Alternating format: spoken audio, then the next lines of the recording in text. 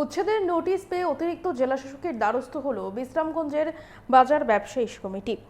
জাতীয় সড়ক প্রশস্ত করার কথা জানিয়ে বিশ্রামগঞ্জ বাজারের অনেক ব্যবসায়ীদের প্রশাসন নোটিশ দিয়েছে, ফলে বেকায়দায় পড়েছেন ব্যবসায়ীরা।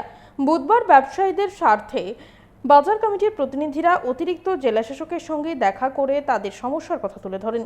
অতিরিক্ত জেলাশাসক ব্যবসায়ীদের সমস্যা সমাধানের আশ্বাস দিয়েছেন বলে জানান বাজার কমিটির সম্পাদক লিটন দেবনাথ। আমরা শুনবো ঠিক কি জানাচ্ছেন তিনি।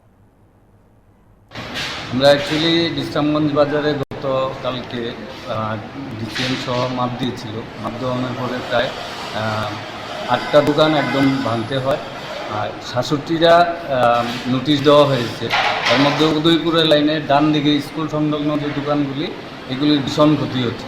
এই দোকানিরা প্রত্যেকেই বন্ধন থেকে বা বিভিন্ন লোন নিয়ে ব্যবসা পরিচালনা করছে, এতে করে তাদের সংসার চলছে।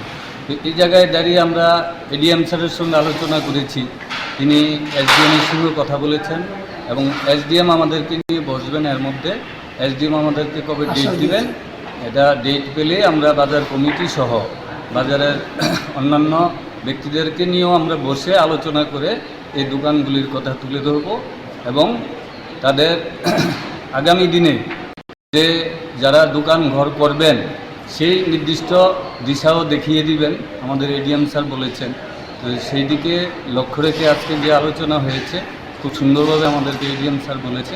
এই অর্থে আমি প্রশাসনের কাছে এবং সমস্ত নেতৃবৃন্দদের কাছে আবেদন করব এই সমস্ত ব্যবসায়ীদের দিকে একটু নজর দেওয়ার জন্য এবং তাদের ভবিষ্যতে যাতে কোনো অসুবিধা না হয় সেদিকে মানবিক দৃষ্টিভঙ্গি রাখার জন্য আমি আবেদন করব প্রত্যেকের কাছে। ধন্যবাদ সবাই।